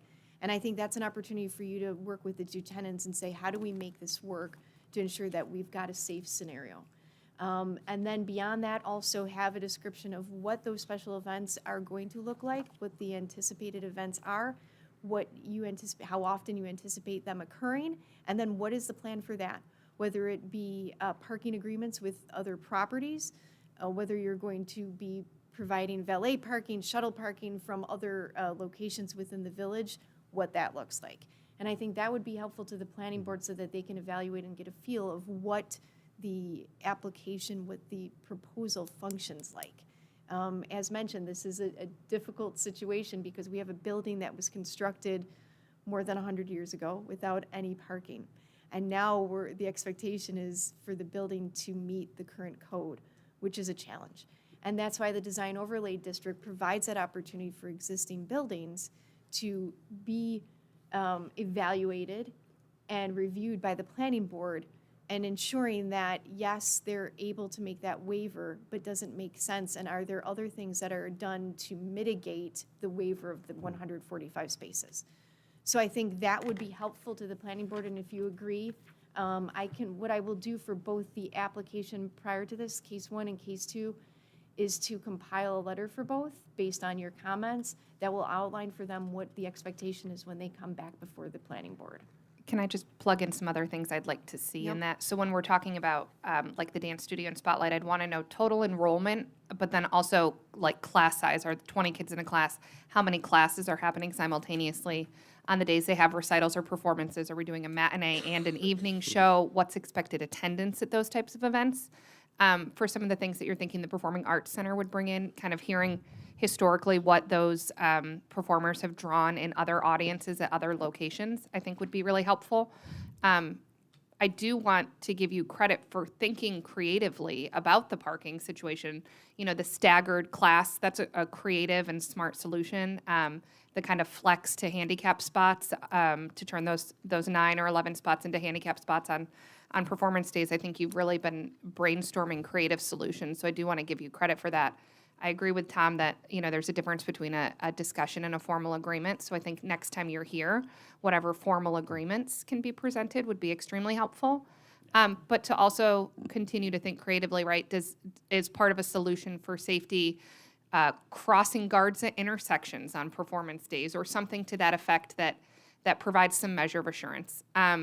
Also, is part of a parking plan for you publicity and information, right? Because I can imagine people show up for the first time at the location and they don't know where to go, so they pull into the parking lot, and now you've got a bunch of cars pulling around and looping around a really small parking spot.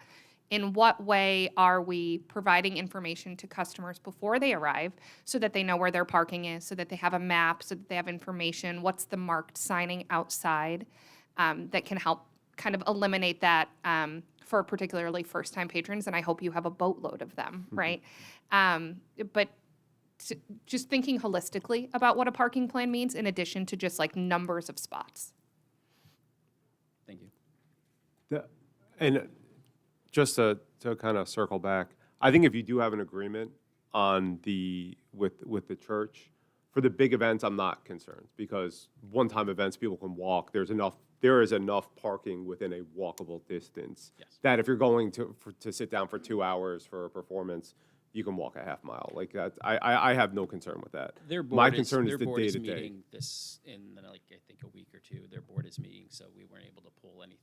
They have to go through their Yeah. steps to approve it. But it sounds like everything is good. It's just So if you have that, I think that's All the big events are taken care of. The day-to-day is, and let me ask you another question. Is there only one way in, one way out of this property?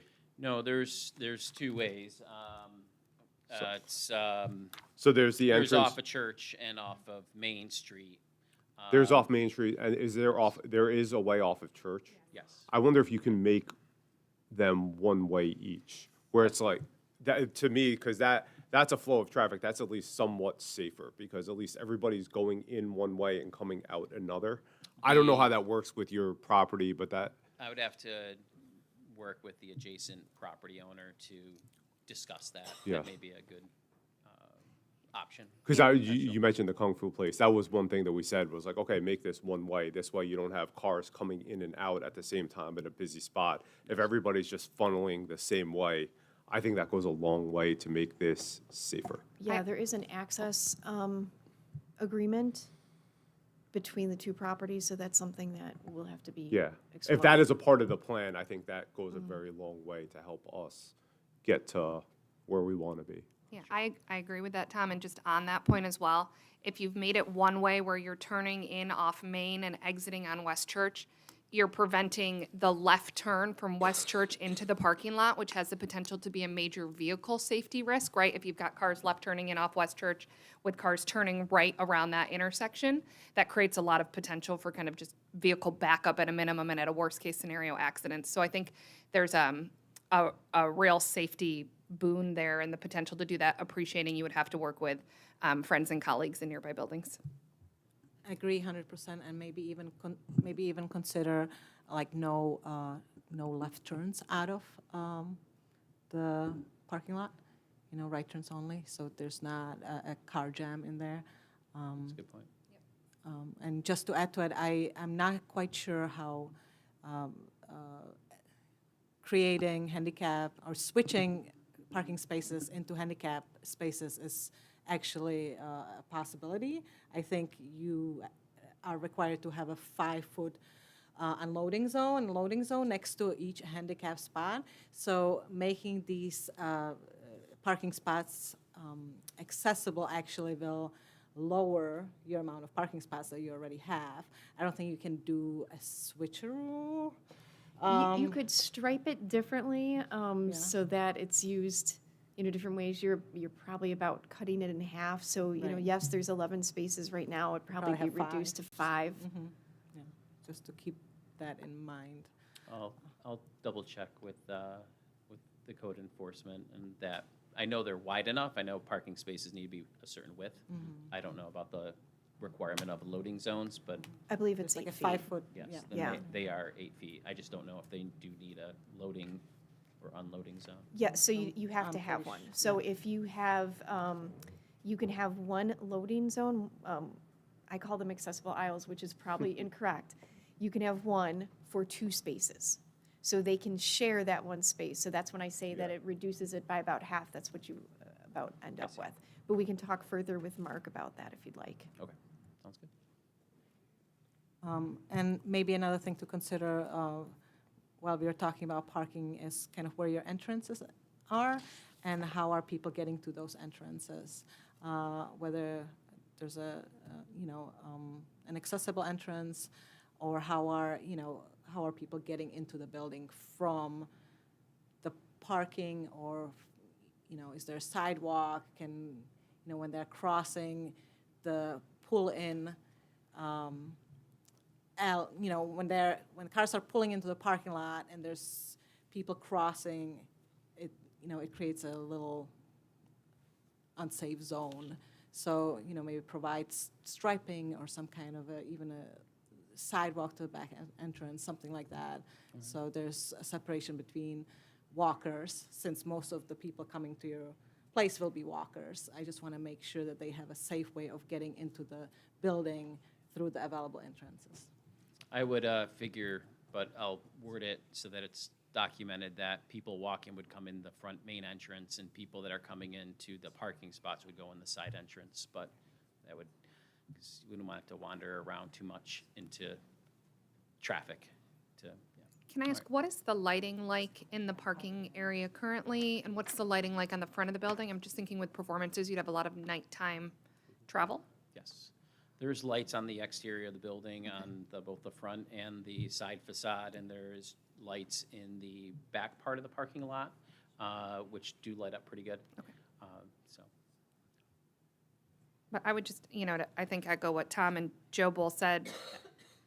This is a hugely historically significant location in Fairport Village that has not sat underused for a considerable amount of time, that I would love to find a way to have life and kids and music brought into it. And so I agree very much with wanting to work with you and your colleagues to find a solution that makes sense and is safe for everybody. Because, I think about the potential that this brings to someone wants to go have dinner and a drink and see a theater performance in Fairport. How cool is that? right. All right. And I think we can make this work. It's just additional information that we need to guarantee that it's a safe way to enter the building. But I think it's an exciting project, and I'm very much looking forward to it. Tom, do you have Joe's notes? Yeah, I don't know if Joe's notes are applicable, considering parking is what we're in front of, but he's raising issues about asbestos, garbage handling, recycling, ADA compliance. Is that within this? So as far as asbestos goes and anything that would fall under building code.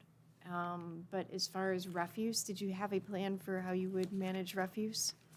That garbage? Yes. Totes? Around back, just totes in an enclosed area. Is that currently there, or are you building something new? I'll have to build a little gated area. Okay. And just on that point, it's the only real source of refuse other than kind of like ordinary cleanup would be the concession stand? Yeah, there wouldn't be a lot. But And just, I guess, for clarity, what type of stuff are we talking about in terms of concession? just, Popcorn, yeah, candy? popcorn, yeah, stuff. Not a, not, Wrappers, nothing major. Do you anticipate significant deliveries? Loading, unloading? No. He is encouraging you to look at historical tax credits. There are lots of money in those. That is his final comment. Okay. I'll just leave it there. And I think we talked about landscaping, lighting. But that's not Yeah. our, Yeah, that's not what Yeah. we're Yeah. doing right now. One of the things that I think also may be helpful to the board is to provide some sort of case studies. So there are places, locations in Western New York that have done that, that they've converted a house of worship to a performance space with classrooms as well. And I think it would be helpful if you were able to speak to operators of one of those venues and provide maybe, I'm guessing that they probably have a business plan or some sort of documentation as to how they got where they are. This is an issue throughout the United States when you're converting a house of worship to a place of assembly, not only for the requirement of building code, but also when we get into the discussion of zoning requirements. So I think that would also be helpful. Agreed, there's, you might want to look at Bateville in Buffalo. They did and I don't think they I've have been a lot wanting of to go out parking. there. That looks You know, amazing. Take a look at it, see how their circulation and parking works over there. They have a lot of paid, like, they have parking spots that you have to go pay. But I actually called and asked that very question, but it is an amazing space, it looks like. Okay, great, thank you. So the next step, Yes. oh, public comment, Yep, yes. so Yes, yes, if yes. there is anyone in support of the application, if you'd like to speak, you can. Come on up. And if you could state your name and address, that'd be fantastic.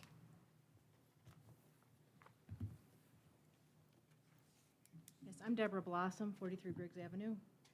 I was a 48-year member at First Baptist Church and went there many years before. One of the things I just wanted to go with, I'm all in favor of this being a performing arts center and stuff, and I've got a few comments to address some of your comments, but I wanted to make sure that it was still, this is on not only the Fairport Historic Preservation Commission list, it's also on the State and National Registry of Historic Places, which did put some limits on things that couldn't be done inside the sanctuary and in the first floor. So that would be some things that have to run by them. I believe they made some comment about design details of such a structure be subject to extensive scrutiny both by the State Historic Preservation Office and local Historic Preservation Commission. So they do need to be contacted with the plans and be made aware of it and approve whatever plans do go on in there. What I do want to say to some of your comments, just to alleviate some concerns, Spotlight has done performances in the church before. There's been music groups in there before. There's been huge weddings. You know, we used to have 200-plus congregation. We always found places to park. We had, you know, agreements with different churches, different parking lots in the area. It was never a concern. This building is located on a corner with 4 crosswalks and crosswalk monitors. It's a very safe area to cross if you're following the things there. Kids can be dropped off on site and parents can keep on going and park wherever they want to park or whatever. And I know it's going to be hard to do a one-way because you've got the apartment building and you've got the other building with a couple apartments in it. But you could direct your people when they're doing the drop-off. This is the way you want the traffic to go for the dance studio, for your people in that area. You might not be able to make it one way for the whole group because there is an existing parking lot agreement with Jeff Seidel. But things like that can be done.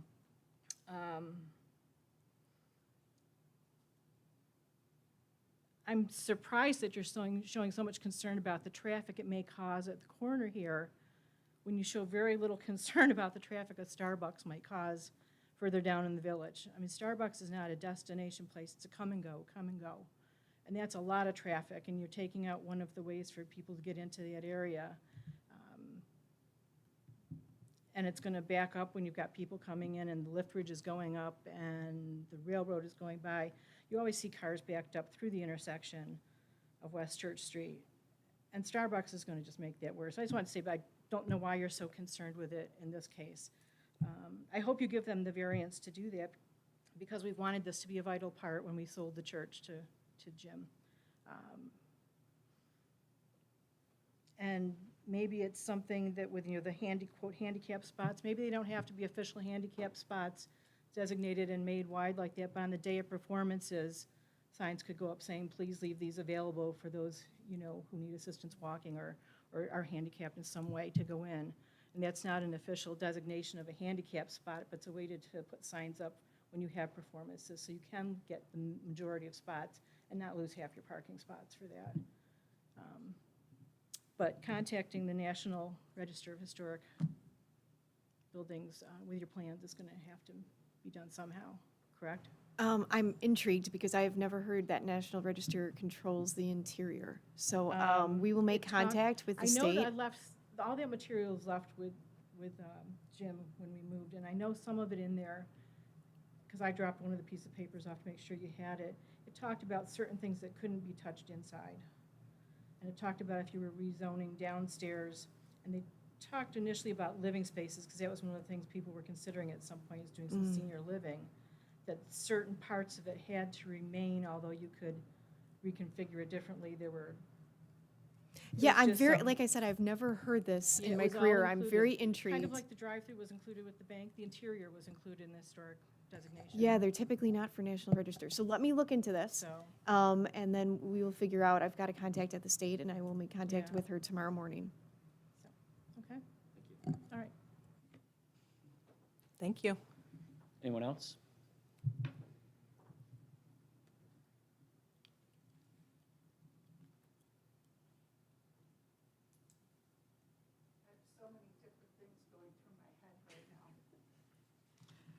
We went twice this summer to, I'm Jean Whitney, 38 Dewey Ave in Fairport. We went twice this summer to the Bristol Valley Playhouse down in Naples. And they don't have a lot of parking on site, but people walked. So that's one thing. Jill, when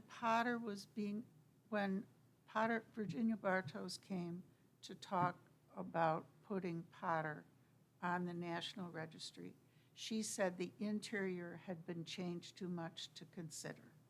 So there may be, I don't know anything about this, but there may be some issues with interiors that neither of us are aware of. Yeah, like I said, I will make contact tomorrow with the state and Okay. we'll see what we need to do. Okay. I support the idea because I was involved in 2007 when a big box store was going to take down the church and put a CVS store on the four corners of the village. At that time, the village board formed a group to write a historic preservation law, and I was on that committee. I was also on the Historic Preservation Commission until 2015. The Baptist Church was locally designated in I looked it up this afternoon, in 2008, December. I think that the National Register nomination was prior to that, but in my mind, it had something to do with the big box store. Okay, thank you. So I've been peripherally involved in the last 10 years with how to save the church. I hope this works. I saved this. This is my old folder, 94 South Main, it's for you. You can have it. When you're ready to put houses in there, apartments for people to live in, condominiums. That might work too. I think I'm asking you all to remember why we still have the Baptist Church with a designated Four Corners designated building. Dr. Kry's house is designated, the credit union is designated, and the bank is designated. I also, Jeff, like your building, the Seidel building. I didn't at the beginning, but it's nicely fits.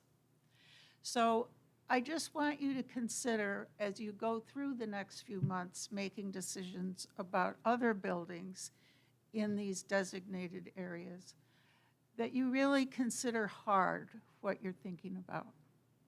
Thank you. You sure you don't want this picture?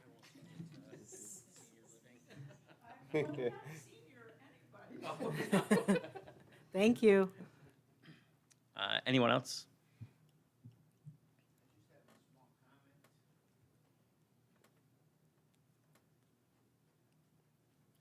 My name is Sebastian Curtolo. I own 55 and 57 South Main Street. I really think this is a great project. And one small advice that I could, from listening to all this, is about is if all of the events that you have, the bigger ones on the second floor, if you add $1 to every ticket and you put on there that you got free valet parking and the dollar goes to the valet company, you will have no other issues other than when it's free, everybody wants it. If it's not free, they don't want valet. And then if you could just reach out, there's 4 churches on Church Street that you could say that you could use their parking spaces and you will give a donation at the end of the year to whatever it is that their cause is for. I think that would just go a long way, and by giving them free valet and adding $1 to the ticket, and then the valet company's already got it, and then they get tips, of course. I think that will be a solution that will be easier than trying to figure out one way. And the drop-off and pickup, I think, would work well. That's all I have to say. Thank you. Anyone else?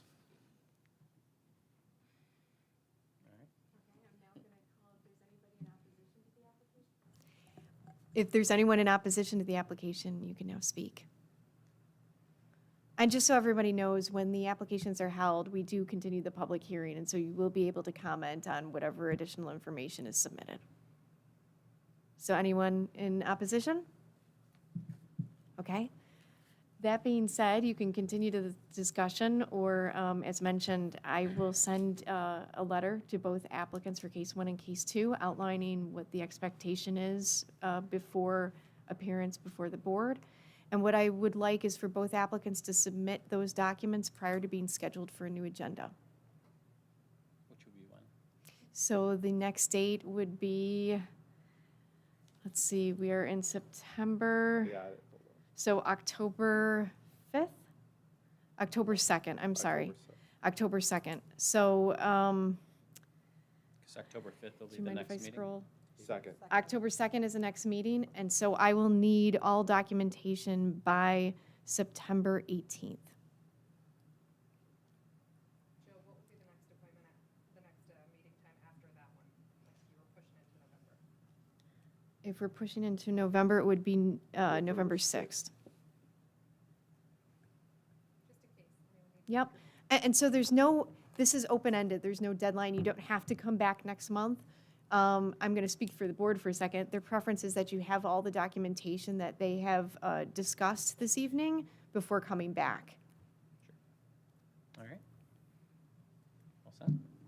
Thank you very much. We are very excited about this project. Can we also take a vote on holding the application? Yeah, first, Second? all in favor? Aye. Yes.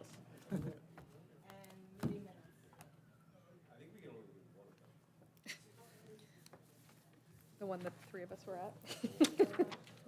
So I believe that would be the October 3rd we can get at. Isn't it the? No, isn't it the January 3rd? Yeah. So January 3rd. January 3rd. January 3rd is the only one we can do. So Correct. a motion to approve January Can I just 3rd, keep this? 2023 meeting minutes. Second, All in favor? aye. Aye. Motion to adjourn? All in favor? Aye. Thank you. All right, we got one of those done.